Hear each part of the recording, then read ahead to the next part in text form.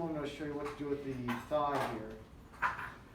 Once you get the back done, the next option is to move out onto the arm or the leg,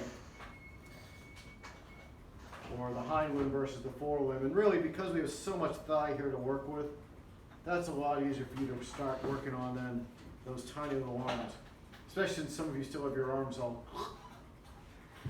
So, what you want to do is avoid the aponeurosis here.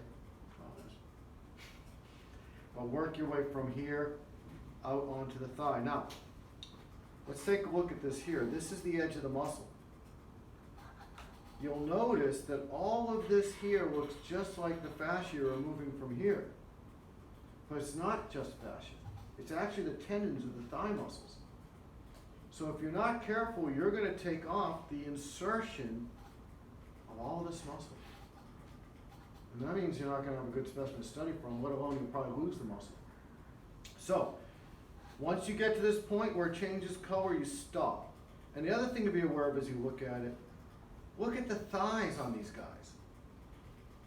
The thigh muscles end halfway down the shin. Your thigh muscles end at your knee. If this rat was a human, its thigh muscles would be like this, but they don't. They come all the way down here. So it's easy to not understand what you're working with. So be very careful about that. All right, so just showing you a little bit of it. This is going to come off a little easier at first than what you were getting off on the front of the animal. And of course, you should have pictures open to the area you're working on, so you have to work with it. I hope that wasn't coded.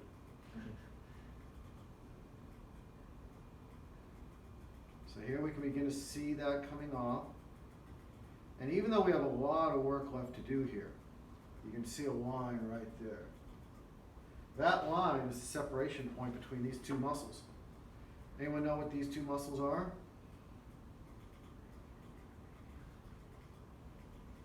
Without peeking at the pictures? No one knows.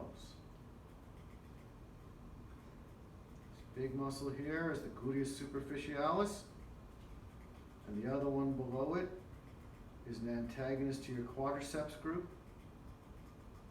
I want to take a shot now. It's named for the fact it has two heads. Biceps femoralis. Biceps femoris, good. And that's what we'll work on after we've cleaned all these muscles up, is going into those borders and separating the muscles apart so you can see them much more easily.